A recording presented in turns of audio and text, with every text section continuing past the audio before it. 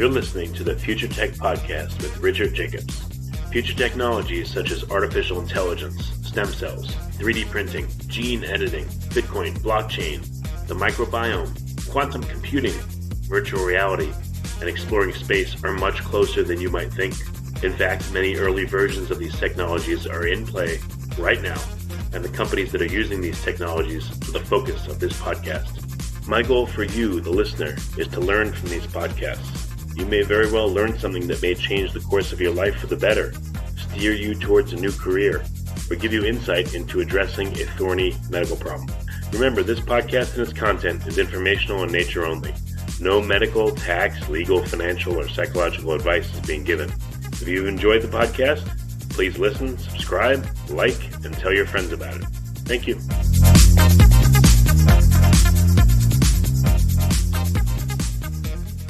Hello, this is Richard Jacobs with the Future Tech Health podcast.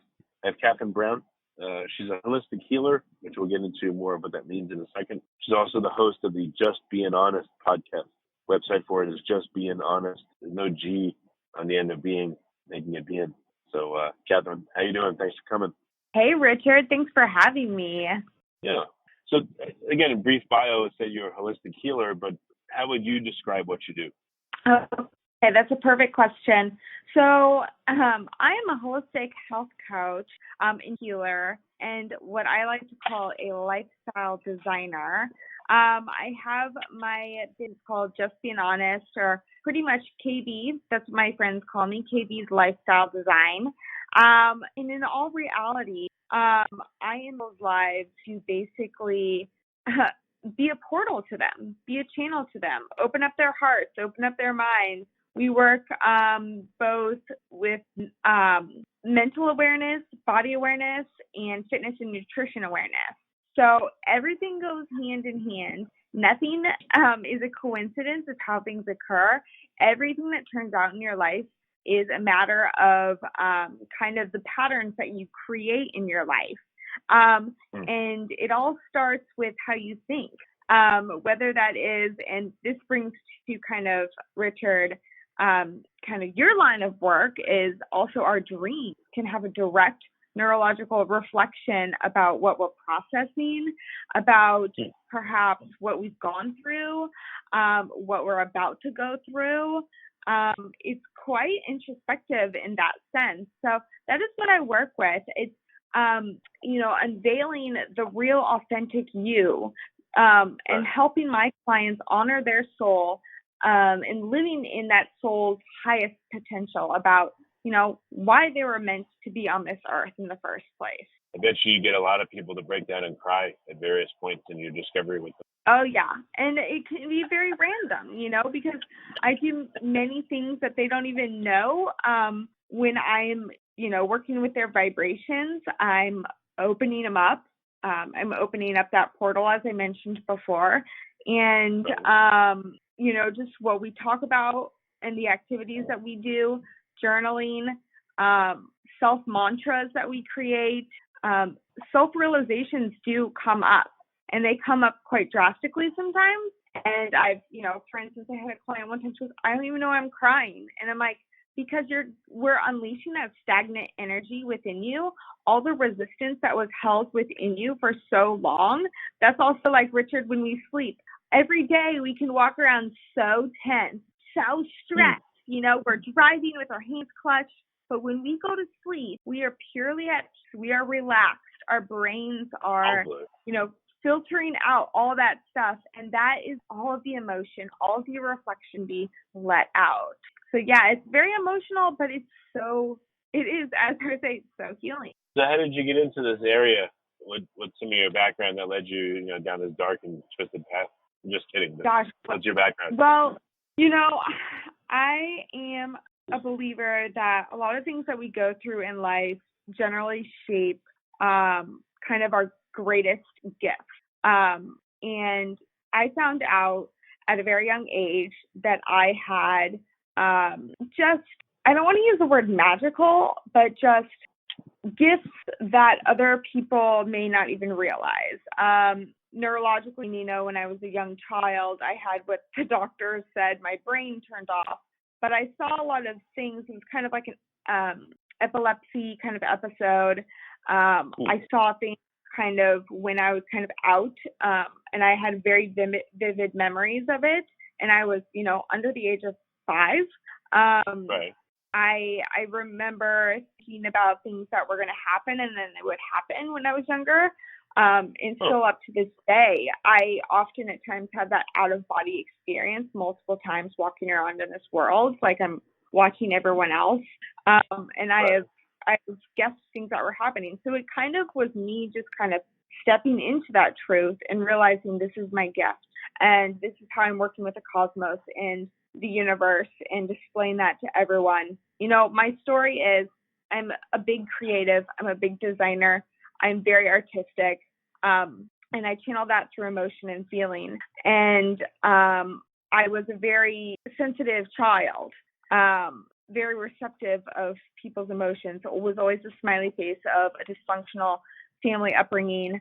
And not to say that, people didn't love each other, but there was a lot of dysfunction. And I think that played into what I went into, which was a lot of design. I went into fashion merchandising and design. And for a long time, I tried to cover up what I should be. And I have fitness and nutrition in my upbringing. My mom's a functional nutritionist. And so I've grown up with that about how we are all made of light, how we, the brighter foods that we eat, the brighter we become, the more clearly we can think. I've, Richard, from what happened when I was a child, I'm very receptive of vibrational energy and just like energetic forces around me, that I am very careful about how I treat my body, what I put in my body, the amount of sleep I get. I'm basically like a balloon floating around, and if there's like a pin or a needle, like I could pop, you know what I mean? So that's kind of a long story short how I got into it. And it's not only, until the time that I put on the shoes and really expressed that that's what I was doing and that's what I was helping. And it was a matter of, giving people sessions first. And that was my gift and my love, just coming to help people. I love helping people. So what's a typical session like? Is it essentially like talk therapy, or I don't know, what do you ask the person to do? Are you in person there, like putting your hands on their head or something? Like having a No, I don't do like the Reiki healings, but I do, every person is custom. So my first thing is a discovery call with someone. I only work with people that are 100% ready to commit to a transformation within themselves. There are no shortcuts with me, and I will call them out. So, and it's exactly what they need to see. I'm a direct reflection of what they need to work on in order to grow. So it is all custom. There's not one typical session like someone else's, but generally I start with mental awareness. How are you talking to yourself, right? How are you talking to yourself? Because how you talk to yourself is how you're going to live your life. And it's how you're going to create a pattern here and there. Then I go into body awareness. What's your energy saying about you? How's your posture? What are you doing to benefit yourself? Are you walking? Whatever. Those are just like such like on the surface. I go deep. What's your childhood upbringing like? And then, people like my clients reveal to me. I don't have to ask them much. They will reveal to me what has happened that perhaps is make them skittish of, say, an intimate relationship. Maybe they got abused or something. But it all goes hand in hand. And then from there, we can focus on fitness and nutrition. Then we can, focus on, okay, this is how you grocery shop properly. These are foods that are going to fuel you with sustenance, try this. And I'm not about restricting you. I'm about, feeding you with knowledge, So, and we do a lot of breath work. Never count out the breath work. Breath work is so important. It will change your life. So yeah, it's awesome. I love it. And any unusual experiences you've had with people that stick out in your mind? Not in bad necessarily, but just like stuff that you with what came back at you in a good way? Oh, like in client purposes, like things that have Yeah, shocked things me? clients have, without revealing confidential stuff, but, Yeah. the zeitgeist of Yeah. it. Like, what have clients told you that changed, I don't know, your whole way of doing it, or shocked you or surprised you? Yeah. So it's interesting. Whenever I do a session, I believe every time I'm talking to a client,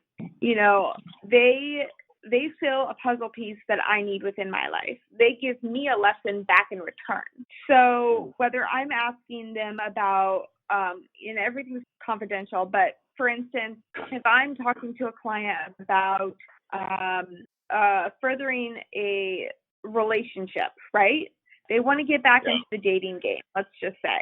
Why do they keep choosing, because everything is a choice, why do they keep choosing to be in a relationship or be in even just face-to-face interaction with the same type of person? I always choose the same type of person. They're unavailable, or they're the bad guy or girl, whatever.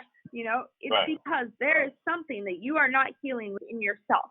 You are not thinking you are worthy to have something that is going to fulfill you and make you feel, higher than, right? So that is kind of when I step them back and say, okay, and that is when, for instance, like I have one client perhaps that was in a work relationship. She didn't even mean it to be a relationship. It was her higher up that took advantage of her, right? And so it's things like that. It's about trust. So then we go into trust and learning how to trust yourself, that you can stand to your own skin, and that you can be compassionate to yourself one more time, that it's not your fault, that you have integrity. And then it's about creating integrity within yourself, because when you do that, your vibrational energy rises up, and then the right energy will come back to you in that form of a lover or a friend that you need, for instance, But it really, Richard, as kind of back to your question, it's really becoming more and more kind of like apparent that I am seeing similar patterns in the mental state of people and relationships. And it's kind of concerning to me, we're losing a lot of communication. When it is so easy to just ask someone a question, like, how do you feel about me? But people get so scared, but, and it's also, still that feminine and masculine energy out there is still off balance. So kind of disconcerting me in a way, but that's in a nutshell. I hope that answers your question. Yeah, I don't want anything that, haunted you, but I don't know, there's commonalities, there's patterns, I understand. The patterns don't seem to be that good to you, which I understand. That's all it's like. Is there any, are there any outliers you've run into, unusual people that said unusual things to you that just stick out? I'm just always curious about it. Oh, unusual things to me? Like what? I don't know. If not, that's fine. Maybe you just see the patterns, which is good. It's all truth. It's all truth, and it's all good that comes out. Anything that anyone says to me, I'm not shocked. I have an open door policy, I guess you could say, so they can say anything they want, because I can read through whatever they say. There's always a between the lines, I guess you could say, of what someone says in anything. If someone says I'm tired, it really just means like, probably I don't want to do that. It's kind of the same message, right? Oh, all right. So here's an interesting thought. Men versus women. I don't know. I've been married for 20 years, and early on, my wife would think I was reading the lines, and I insisted to her. My head was like a rock. There was just, if I think the sky is blue, that's what I'm really thinking. And it seems to me that women, I don't know, they look more for shades of meaning than men do. But do you experience that, or is it within the individual person where they either do that or not do that?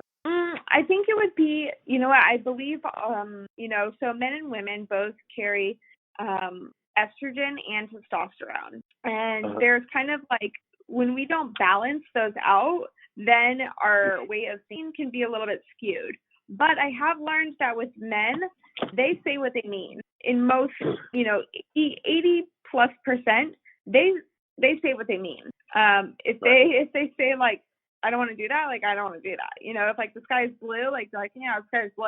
Like, they say what they mean, And so like where we're like a little more, female if you identify yourself as female, you're like, well, it's cerulean. Today it's like a shade of periwinkle maybe, or it's a baby robin's egg blue, so that's kind of like the way that kind of like there is a difference.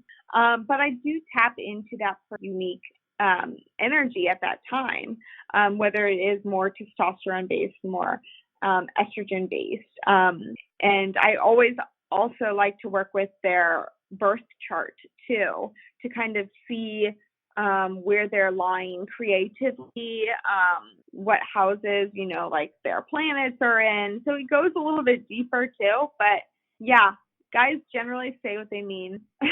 I'm learning that slowly but surely. Well, you said you have abilities to, see things other people don't see.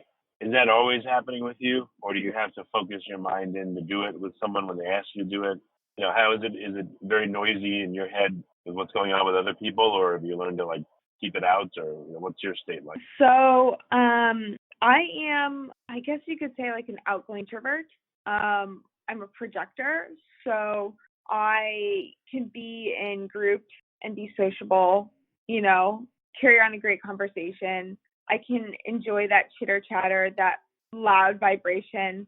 But yeah, my head, there's a lot going on in there until I have learned, the power of meditation is amazing. And I do spend a lot of time, recuperating or self-care for myself, nurturing myself, because I need to bring that energy back within me, because it does create a big, it's very draining for me to be around certain energies, especially walking around like large groups. That's why I don't go to festivals. It's just everything bounces off of me, It's like being in what do you call it? Like an amphitheater or a symphony, being at a symphony, the sound is vibrating everywhere, and I can be by someone I don't even know and just kind of sense them, you know what I mean? And so, yeah, it's a lot, and I do have to protect myself from certain energies that I don't want to bring in. But it's kind of interesting. Okay. So, what about the podcast, the Just Being Honest podcast? What inspired you to do that, and what do you get out of doing it? So what inspired me to make the podcast vocal is that I've always had a blog. I've always loved creative writing, recipe development, and that nature, but I felt that I had a larger story to share.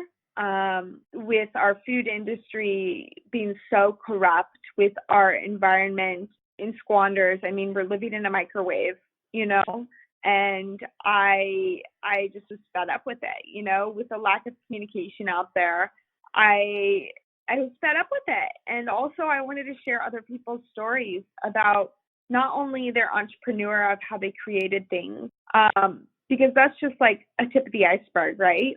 I wanted to hear deeper, what was their childhood upbringing? Because I believe as a child, it shows so many things about what you're meant to be. There's so much innocence as a child. And I think that's where your true honesty lies. And it's only that when we get older and older and older, that is when you start to negate those truths and start to try to do other things because we think it's right. So that's why I brought the podcast out. I interview entrepreneurs, Olympic athletes, actors, actresses, my friends. Everyone has a story to share. And I want to nourish people, talking about, food, but nourish them mentally and physically, whether it is sharing the products that I love. So that's kind of how it goes, and I love doing it. I get a kick out of it, and I've had an amazing feedback from it. Okay. Any podcasts you've done? Let's talk about the feedback. What kind of feedback have you gotten? And was it tied to any particular guest? What are people saying about the podcast to you? Well, obviously, they say that I'm a little bit of a cartoon. I love that because that's just me. I'm not making anything up because, Richard, I'm just being honest. I mean, I have found my authentic truth and I live within it. Not to say every day is rainbows and butterflies, but I've learned to stand in my own skin, and the feedback from that is thank you. I mean, I think we all just need to be ourselves. And if I can be a leader and a little bit of a guidance to that, then I'm happy to do so. I've had some amazing guests on that I'm so appreciative of. The founder of, one of the co-founders of the Honest Company, Christopher Gavigan, he just created a product called Prima, the based product line. Amazing. And I've had Lauren Scruggs Kennedy on there. She talked about, the loss of her arm and her eye and about how that changed her life, how to create authentic relationships, changing over to a new state. And it's like real life talk, I've had the founders of Branch Basics on there talking about non-toxic clean. I don't know if you know, Richard, there's a documentary out there called Stink, and it talks about all the effects of chemicals, basically chemicals out there, the things that we're smelling, what have you. So they have an amazing product line as well. I like to share these things. I've had Olympic medalist swimmer, actually two, Caroline Burkle and Rebecca Soni on there. And they tell some amazing healing stories about what it takes to train for the Olympics, how they started out as a child, swimming, and how it basically goes to get to the Olympics, and about how much, torture that could be. And then about, how to create your identity after being an athlete your whole life. So those are just some tips of the icebergs. Okay. Yeah, that's great. I mean, it sounds like it's really opened up your world and allowed you to spread your work to a lot more people by doing the podcast. That's really great. Yeah. So it's awesome. It's a beautiful gift. All right. So what's the best way for people to get in touch to do a session or to listen to the podcast? What are some links? Yeah. So people can follow me everywhere at Just Being Honest KB on Instagram. So JUSTEIN Honest HONEST KB. So that's on Instagram. I'm also on Facebook at Just Being Honest. They can contact me via my website at justbeinghonest.com. Remember, being has no G. And there they can find my email on my contact page. They can subscribe to the podcast. We're on iTunes, Apple Podcasts, Spotify, Simplecast FM, and iHeartRadio. And they can rate and review as they please. I am so appreciative of that as well. And if they want a session, I will honor your guests, Richard, a first discovery call for free if they say JBH free. And that's how I know I will be getting them from your little podcast. Excellent. Well, Katherine, thanks for coming on, and I really appreciate you being here. Oh, my gosh. Thank you so much, Richard.